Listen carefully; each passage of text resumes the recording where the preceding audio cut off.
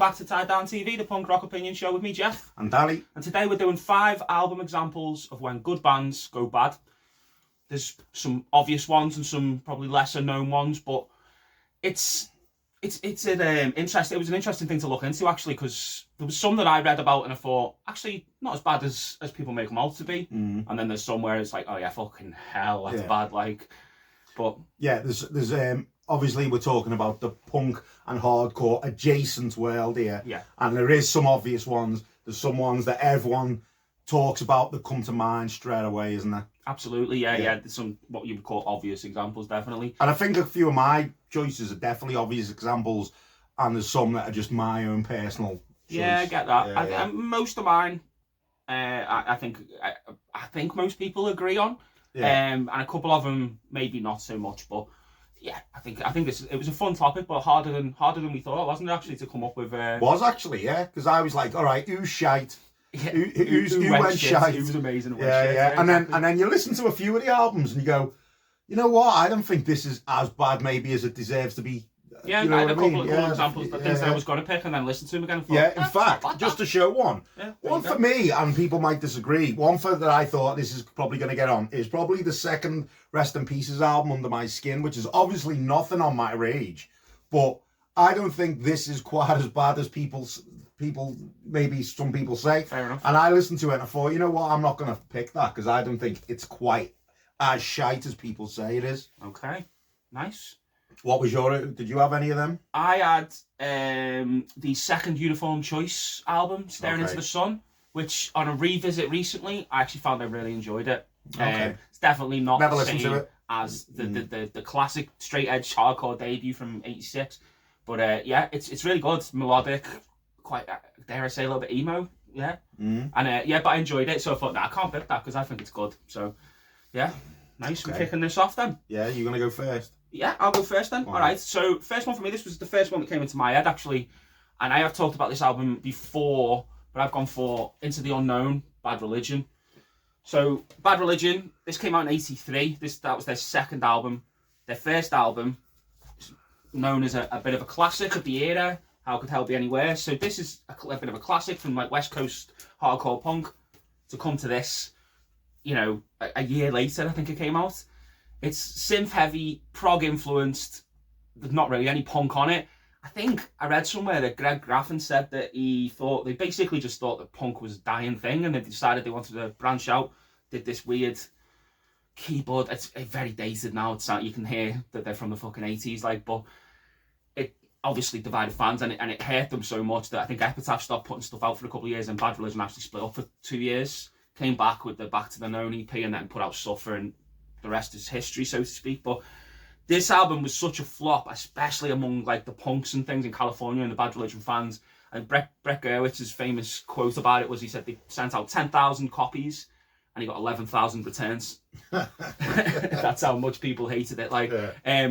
I must admit, it's all right. I think I get the hate. I do. It does have a certain charm to me, and I desperately wanted a copy of this on vinyl for years because I had all the first run of their albums except for that, and it's never really been repressed. I found this random copy on Specialist Subject, never seen it before or since, but so that's my first choice anyway.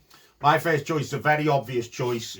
I've gone from 1988 Cold Lake by Celtic Frost. Now I picked it because it's an obvious choice, but my personal opinion on it is this: it's awful as a Celtic Frost album.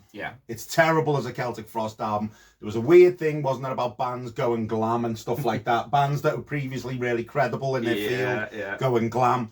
And so you need to listen to how I say this. It's awful as a Celtic Frost album, right? We put something up on the socials and a lot of people put this forward.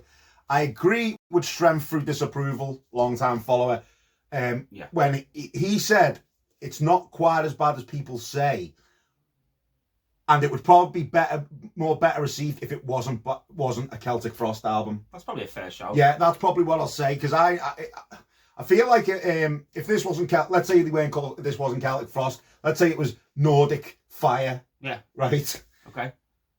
I reckon there'd be goth fans probably into this type of thing. Do you know what I mean? Yeah. I feel like because we've had Morbid Tales and stuff like that. Yeah.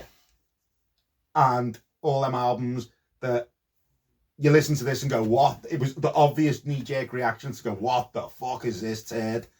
But I know what you're thinking. Why do I own this? Right.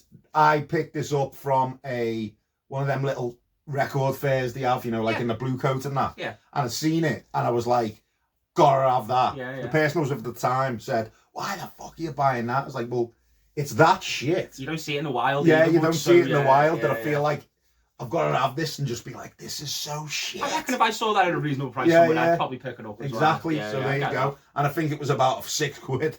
So that's I don't know that many people who've got one. So there you go. Cool. All right. Second one for me.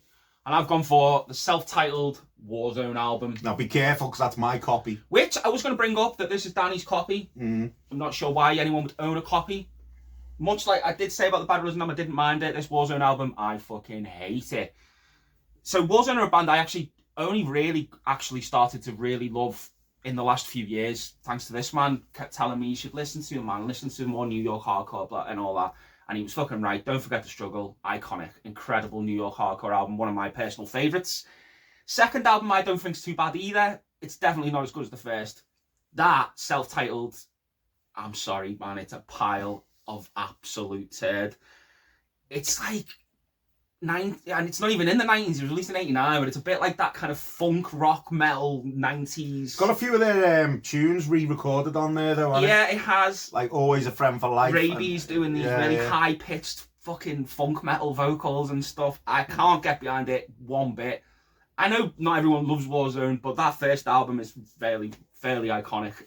I can't, from that to that, I don't know. And I think out of all of them, that's the one that offends me the most, I'll be honest, out of all my picks. I think it's that bad. Wow. Yeah. Offensive, eh? Yeah. My next choice, 1985, SSD, Break It Up. Now, I actually mentioned... Right, first off, it's a terrible heavy metal record. Let's not beat around the bush. It's a terrible, terrible heavy metal record by a once great hardcore, straight edge punk hardcore band.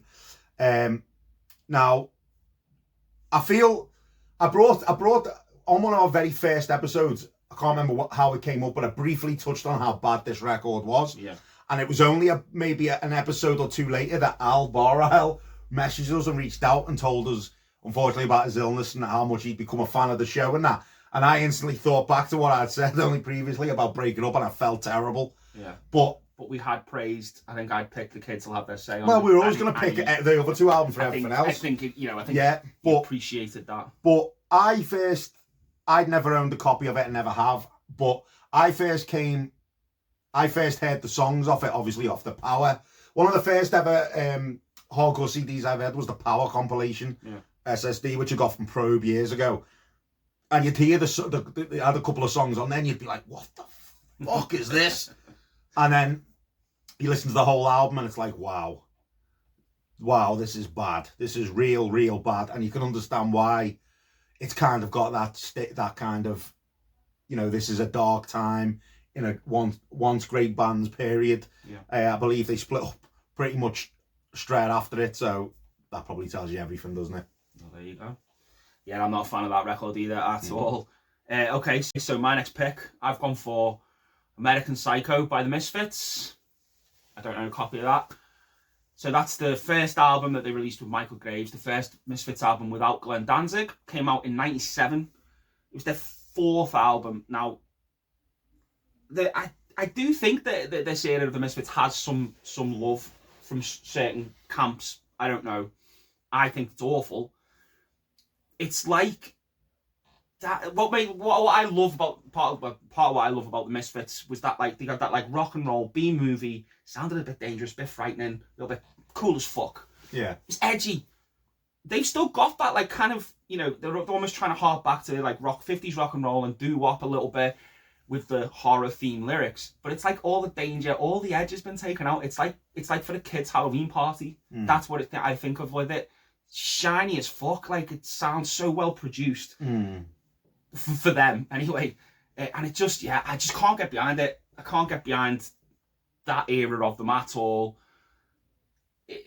I'm not a fan, like I said, and I know it has a lot of fans, but for me this is where the Misfits became a fucking brand as well. That from that period there, like the 90s into the 2000s, became a franchise. They were a bit like Kiss, wasn't it? The fucking Crimson Ghost was everywhere. Everyone with a fringe was wearing a t-shirt. Yeah. But yeah, so absolutely not for me. That they dropped off fucking massively there. I've not listened to it. You wouldn't like it. I've seen the cover. You wouldn't like it. Next for me from 2004, this is definitely a personal one.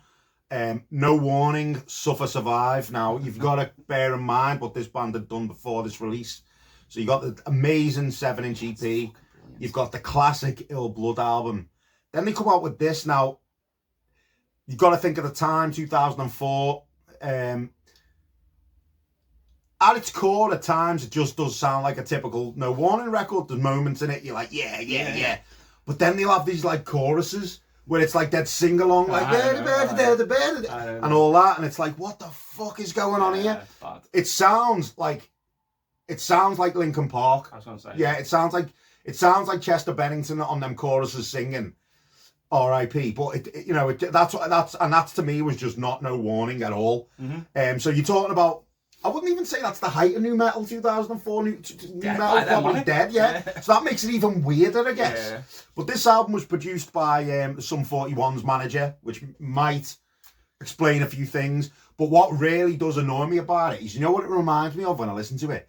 WWE music. Yes. Do you know what I mean? Like, you fucking nailed that. Yeah. It reminds me of like WWE music. Yeah. And when you consider No Warning and all that, it's like, I mean, what's going on? Did the record company just say, here's some money, start singing like that? That's what often happens, isn't it? Yeah, maybe. I don't know what went wrong. But like I said, at its core, it does sound like a No Warning record, but then it has these choruses and these sing-along bits that just completely ruin it and make it disgusting. It's horrible. Yeah, I concur. Yeah. It's not a good record at all. Yeah. All right, my next one. I've gone for TSOL, Hit and Run, from 1987. So, Danny touched on it a bit before about once cool, credible bands going glam. This is their glam album. This was their 5th record as well. And I think the one before it, you can kind of hear they were heading in a more hard rock kind of way. But TSOL, True Sounds Liberty, originally like a hardcore band, kind of moved into more of a goth, punk, death rock kind of thing. Fucking really good band. This album, Jesus fuck me. It's like I believe it's the only one of theirs that ever reached the charts. I don't know why. Maybe it's just because it sounds exactly like everything that was going on in the era, but a lesser version of it. And I can't stand a lot of that shit, that Poison and Motley Crue stuff's not for me. That's awful. These sound worse than that, this album to me. It doesn't even sound like it's got much heart in it. It's like they've just fucking gone, all right, let's just try and get in the charts here, lads. Let's just write some really, really cheesy fucking glam Sunset Strip hair metal shite. And let's go for it and try. And I believe it failed, really. They charted but low, and they got dropped from the label after it and all that shit. I can't get behind it. I'm not into that sound anyway, so yeah. And for a band as great as I think they were, it's very disappointing to hear that record, I think. Yeah. I've not heard it. Nah, it's not good, man. But I do like a lot of TSOL stuff. Yeah, some of the early stuff's fucking brilliant. Even some of the gothic stuff. It's amazing. My next choice, I've picked out Slapshot, Blast Furnace from 1993. Don't even know if this is classed as an album, really. But one thing I will say is they released an album in around 2001-2, I think, called Digital Warfare. There's a song on that, as I remember, called Crossover Sucks. Yeah. And he said he has a lyric that says hip hop and hardcore. That's so fucking right. Don't want to get kicked off YouTube, but yeah, he says that. Now I'll tell you what else is crap joke. Industrial music in a hardcore album. That's what's crap, and this is crap for me. I mean, you listen to this album and it's just like, what are you doing? It's just experimental. And when you think about like Slapshot and Negative Effects and anything he's involved with, really, it's very of the essence. It's very to the point. It's very to the bone. Absolutely. Isn't it? So when you hear this, it's like, what? Yeah. Do you know what I mean? Like, what are you? Exactly. And he was the only original member left in the band at that time. So was that his idea? Must have been, mustn't it? Do you know what I mean? So try mixing it up. Yeah. and you know, early 90s. You know, I don't know how you come to the conclusion that you're going to make an album like that when you're then a few years later going to say crossover sucks. Like, mate, that sucks. Yeah, that fucking sucks. So yeah, Slapshot, Blast Furnace, 1993. All right, cool. So for the final pick, we've oh, I wonder if you can think what it could be. It's a dual choice. We shared it. Yeah. So it is, of course, Brave New World by Discharge. The second Discharge album after Hear Nothing, See Nothing, Say Nothing. And remember, prior to that, you had Why, you had the 7 Inches. As we've best bands ever. We've said so many times, one of the best bands ever, influenced every part of extreme music's got Discharge's touch on it after they came out. This, though, woof. Fucking hell, like, they said the Warzone album was the most offensive. This is a close fucking second, like, I must admit. Nah, this is worse than the fucking Warzone There's some album. Great stories, though. I don't know, I actually don't know why they decided to do it, and Cal started singing with that falsetto. Someone posted about it on the social and said there's a version of them doing it at this era, doing State Violence, State Control, and I did watch a little bit of it, it did make me chuckle. It's not good, though. It's just a massive step down, innit? I think the tour was, you know, it failed, really. There was a story they played in New York, and when they were playing, HR was throwing ice at them. Dumping ice on them, because of, like, fucking how bad it was, and how much everyone hated it. But, yeah, that's, I just think it's shit. Anything to add? Just that, you know, it is so bad, and there's no getting away from it, and I think we see a few people, or 1 or 2 people on the social said, I don't mind it. I don't believe it. I don't believe it at all. Trying to like it. I don't believe it. I think it's rarely mentioned as part of the band's discography. And in fact, some fans hearing it for the first time, who are Discharge fans, can't actually believe that it's Discharge when they hear it for the first time. Hey, mate. Excuse me, mate. Come here. Hiya, mate. Nice to meet you. Fancy listening to this band and tell me who you think it is? All right. Don't mind if I do. Guns N' Roses? No. Motley Crue? No. It's Discharge. You what? Discharge's second album, mate.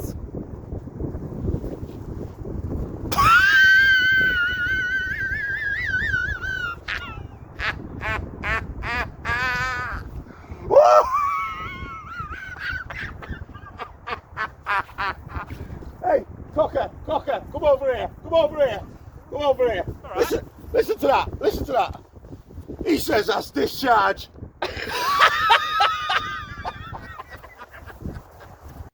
There you have it. There's an example right there for you. So there you have it. Yeah, there's our picks. Come and jump in the comments and tell us what your ones would be. Any we've missed, any you think that we picked that you actually love. And you know the score. Like, subscribe, ring the bell if you want some notifications. Come on the Instagram and Facebook, give us some likes and follows and messages. And we'll see you next week. That's what I say! That's what I do!